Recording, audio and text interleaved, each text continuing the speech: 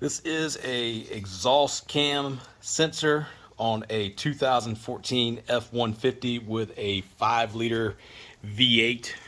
Just see the motor here so you can make sure it's the same as yours. This cam position sensor is the exhaust when it came off of that cam, the one on the outside, this one right here. They're difficult to remove. I'll let you know what I did to remove it. This is the trick right here, honestly. Remove the fender liner, or at least get it out of your way. This is left side of the truck fender liner. If you remove it, pull the harness out the way, and here's the trick. Take the heat shield, the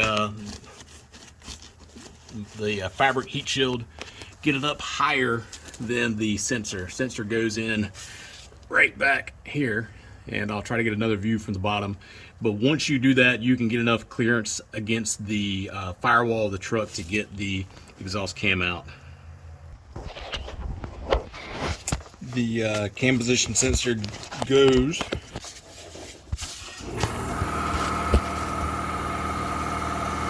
right up there. I'll see if I can zoom in. Wait for this compressor to come up.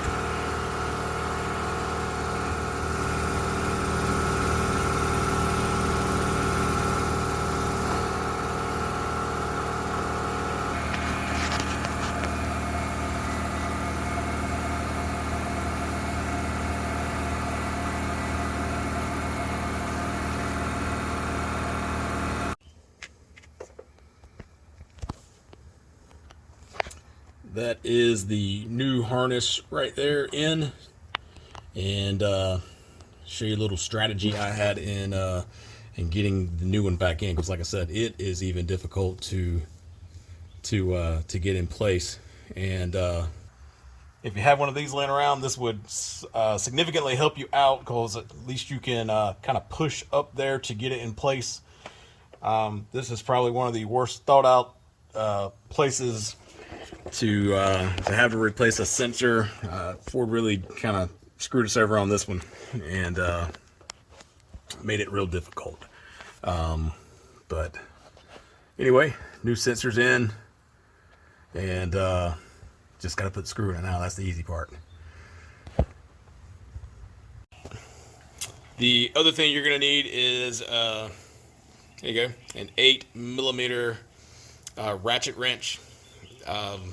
Without one of these, you're gonna go crazy trying to keep your wrench up there and turn it 10-15 degrees at a time.